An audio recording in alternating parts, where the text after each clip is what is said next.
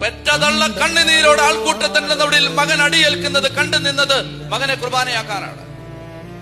നിങ്ങൾ ജെറുസലേമിൽ വിശുദ്ധ നാട്ടിൽ പോയിട്ടുണ്ടെങ്കിൽ ഒരു കിടങ്ങ് കാണാം.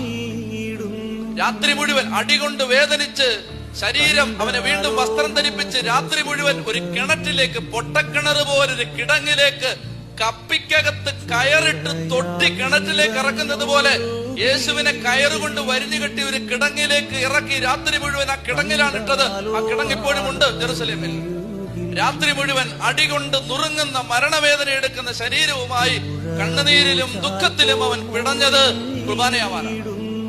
പിറ്റേ പ്രഭാതത്തിൽ അവനെ വീണ്ടും വസ്ത്രം ധരിപ്പിച്ച് കാൽവരിയുടെ നെറുകയിലേക്ക് കൊണ്ടുപോകുമ്പോ കുരിശിന്റെ വഴിയുടെ ഫോട്ടോകളിൽ നമ്മൾ കണ്ടിട്ടുള്ള ഫോട്ടോയിലെല്ലാം ഈശോ നല്ല ആരോഗ്യത്തോടെ തോളത്ത് ലാഘവ ബുദ്ധിയോട് ഒരു കുരിശെടുത്തോണ്ട് പോകുന്ന പടമാണ്. അതൊന്നും അല്ല കുരിശ് മരണം.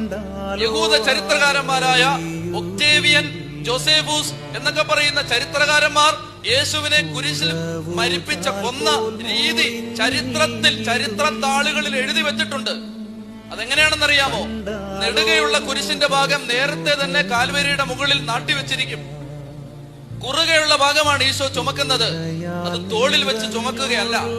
അവന്റെ കഴുത്തിന്റെ പിന്നിലേക്ക് ഈ മരക്കഷണം, അവനേക്കാൾ 10 ഇരട്ടി ഭാരമുള്ള ഈ മരക്കഷണം ചേർത്ത് വെച്ച് കയറുകൊണ്ട് കെട്ടും. അപ്പോൾ ഈശോ ഗാഗുൽത്താമലയിലേക്ക് നടന്നു പോകുന്നത് കുരിശാകൃതിയിലാണ്. കുരിശിന്റെ വഴി പ്രാർത്ഥന ചൊല്ലിയിട്ടുള്ളവർക്കറിയാം. നമ്മൾ ഇങ്ങനെ വായിക്കും, അവൻ 3 തവണ വീണു. 3 എന്നുള്ളത് പ്രാർത്ഥിക്കാൻ വേണ്ടി സഭ നിജപ്പെടുത്തി തന്ന, ചുരുക്കി തന്ന സംഖ്യയാണ്. 3 അല്ല, 30 വീണിട്ടുണ്ടാവും. 3 വീണാലും 30 വീണാലും 300 വീണാലും വീണവൻ വീണത് മുഖമിടിച്ചാണ്. മുഖമിടിച്ച് വീണത് കുർബാനയാവാനാണ്. ഉഴവുചാൽ പോൽ